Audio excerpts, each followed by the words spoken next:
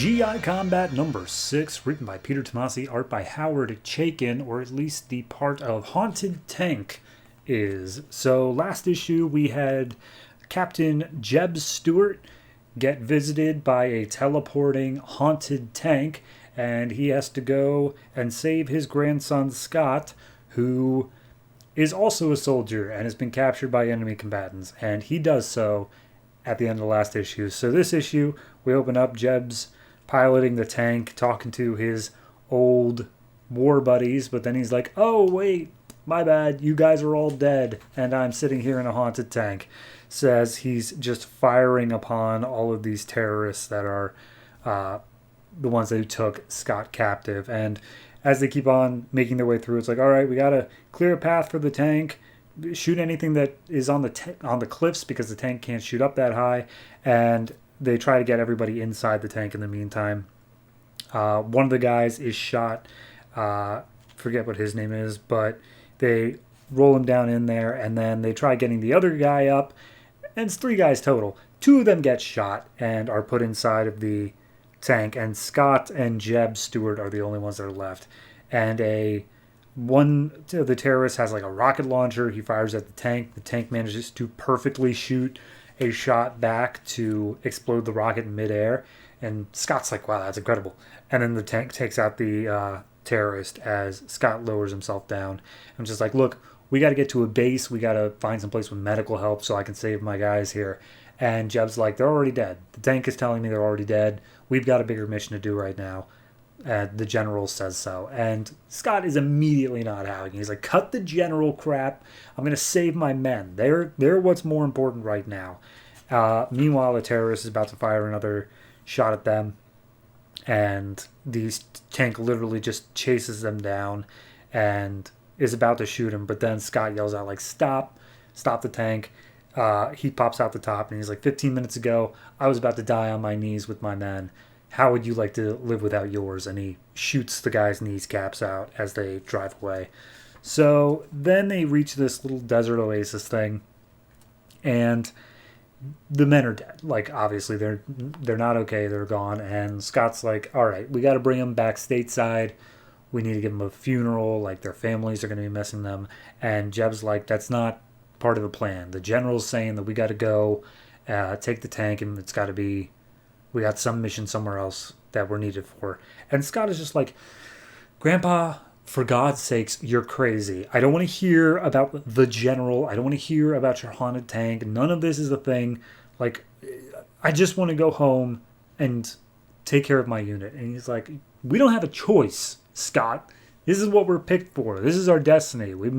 This is the opportunities that have been handed to us. We got to take the bodies. We got to put them in this oasis to poison the water supply of anyone who's trying to follow us. And then we got to do whatever the general says. And he's just like, fine, Grandpa, fine, whatever, sure. So then we get the backstory of the tank from Jeb himself.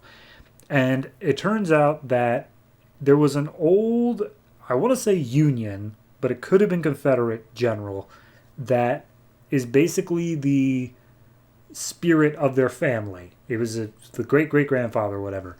And the general is a ghost that during World War II was keeping Jeb's unit like safe. He was watching over them as like a guardian angel sort of thing. And as they were, Jeb's unit was in charge of basically trying to find the mystical stuff that Hitler was going after. So they ended up fighting things like dragons and Nazi zombies and whatnot. And yeah, it just got a little bit crazy because in the end, the general ended up possessing a tank, and that was the haunted tank that watched over them. But in the end, like, the tank itself was not the weirdest thing, as they were fighting like Viking gods and Valkyries and Nazi robots. Like, it got a little bit crazy until eventually they came and found the point where Hitler's magic box was hidden, which I guess is probably the Ark of the Covenant. But regardless, they managed to stop Hitler from doing whatever he was going to do from the mystical side of things. So, yeah. And Scott, he's already pissed off. He's just like, enough. We've just been rolling around aimlessly. You haven't even been driving. Like, we've just been moving around aimlessly, wasting gas, not even going anywhere. What are we even doing?" He's like, "Oh, we never run out of gas. The general takes care of that, and we got to keep on, find a way to keep the treads going." And before Scott can really even say anything, the tank makes a noise, and all of a sudden they are teleported basically either to the North or South Pole, probably North Pole, and an entire like laser grid goes off and starts firing off missiles at the tank.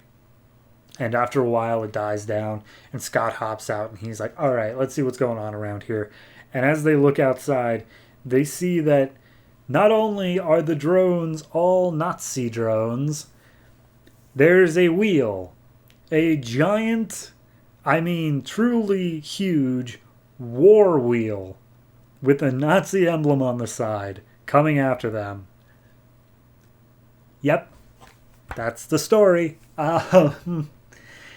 This book is something else. This book is just like, all right, you guys didn't like it when we played War Story Straight with Men of War. So now we're just going to do off-the-wall crazy stuff and see how you like that. And I got to tell you, it's okay. It's not bad. I don't know. I think that there is an interesting story to be told here. Next issue is actually the last issue of this, and I feel like it was just a little bit rushed. I don't feel like there's enough going on.